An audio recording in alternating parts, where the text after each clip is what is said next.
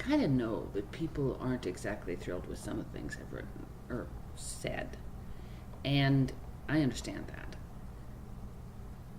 But I got so much to say. And this one's kind of about truth. And truth in politics. There's no such thing. At least we always assume there isn't. I remember when I was a kid, there was a joke going around that said, how can you tell a politician's lying? His lips are moving. That's been a joke forever. And we seem to accept it. We seem to believe that politicians just lie. And we accept it.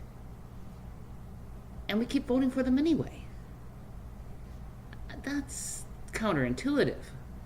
If you don't believe them, why vote for them? It's kind of like, for me, it's kind of like a girl who knows the guy she's dating is a complete and utter liar. He's a fraud. He's a jerk. But she accepts it because she's in love. Underneath it, she knows. She knows he's a lying piece of scumbucket. He's a lying piece of shit, and she knows it. But she's blinded by that emotion. There was a politician recently, I don't remember who it was American, who said that the feelings were more important than the facts. And that is kind of what's happening. That a girl, it knows the fact is the guy's a jerk, but she's in love. So she lets it go. She accepts the lie. And we're doing the same thing. We're accepting the lie. Because the politician is feeding into the feeling. They all do it. Because they know that we vote based not on truth, but our perceptions of truth, our feelings. And history teaches this is dangerous. During the 1920s and 30s, the early part of the 30s, Germany was in chaos. The Depression had really hit them hard. And Hitler knew people were scared, and that is the basest feeling of all. If you can tap into people's fears, you can get them to do anything. And Hitler did. He tapped into their fear. And they wanted to blame somebody for their misery. He gave them someone to blame, the Jews. And it became very, very pervasive. And it allowed people to accept the basest part of themselves and delve into that horror that fear can unlock. When we're scared, we'll do anything. And that's what happened in Germany. And what I'm afraid of is that the West, we're starting to do this again. Trump did that. Trump tapped into that basest fear. They say he's able to get in touch with his base. Well, they're afraid. And he's tapping into that fear. And so they vote for him because they're afraid. It's got to do with fact. And it has everything to do with feeling. And that feeling is fear.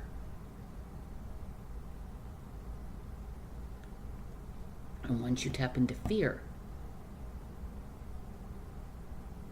you can convince people of anything.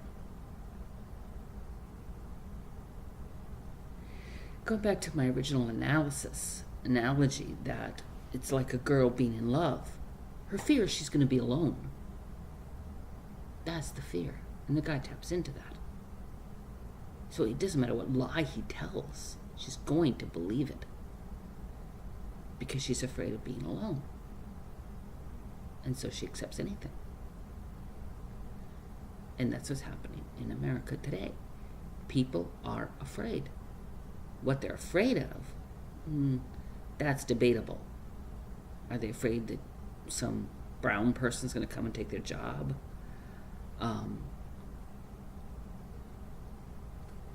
The moment Trump said that Mexicans were rapists and drug dealers, that tapped into a fear.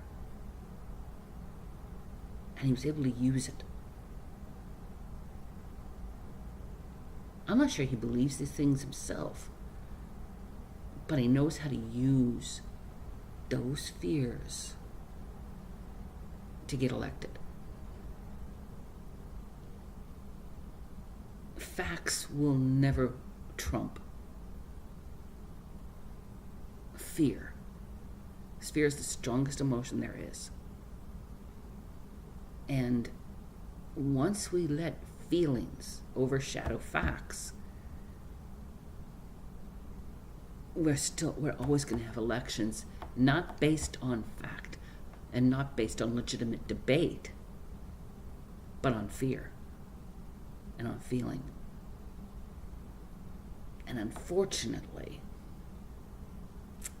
it's always been that way. It will always be that way. Because we can't get away from it. Our fears are so grounded in that inside us. We're afraid. We are afraid. And when we're afraid, we make dumb decisions. And I kind of think that's how America ended up with Donald Trump. People were afraid, and they made a dumb decision based not on fact, but on fear. And it makes me wonder, what are the dumb decisions we've made based on fear?